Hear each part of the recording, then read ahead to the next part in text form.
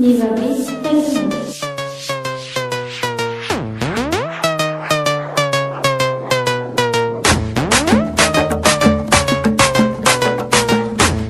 Volaz'da eksklusif. Elefi 12'ye işler, yanır cinde kardeşler. Sait kut bize işler.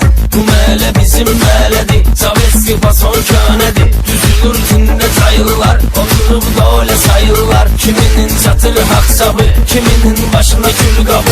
Eyetek çatmasa dola, verilip çoksuna bola. Çoğalıp besbeli bellik, kesiliyse bu illik. Vay o günden beri çarşın, koyuruk hengini aşsın. Gideye zakka çateliyir, yerinde razbir ateliyir. Canavarlarla belengler, açılır göyde tüfengler. Bu mele çatana çatır, satmayana bir taş atır. Günderaz borka filan, alemi birbirine katır. Bu mele çatana çatır, satmayana bir taş atır. Günderaz borka filan, alemi birbirine katır.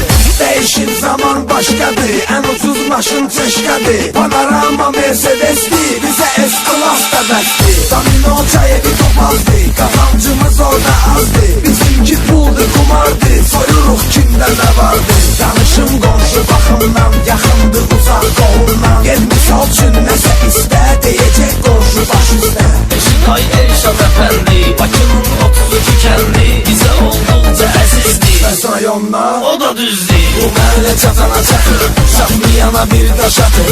Günderaz borka filan, alemi birbirine katır. Bu mele çatana çatır, satmayana bir taş atır. Günderaz borka filan, alemi birbirine katır.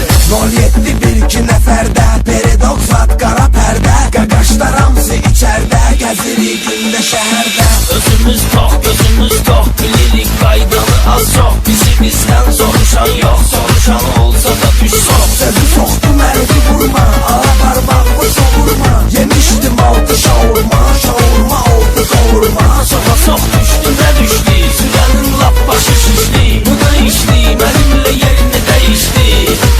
Gecə 3 saatda 100-lə, sürürəm dərədə və düzlə. Yola kim getmədi bizlə, yola saldıq gülər üzlə. Gece döndüm Favarot'tan, maşımız al Avarot'tan. Asinan papirosu ottan, Alaxotdan, alaxotdan. bu mele çatana çatır, satmayana bir taş atır. Günderaz borka filan, aləmi bir-birinə qatır. Bu mele çatana çatır, satmayana bir taş atır. Günderaz borka filan, aləmi bir-birinə qatır. Bu mele çatana çatır, satmayana bir taş atır. Günderaz borka filan, aləmi bir-birinə qatır. Bu mele çatana çatır, satmayana bir taş atır.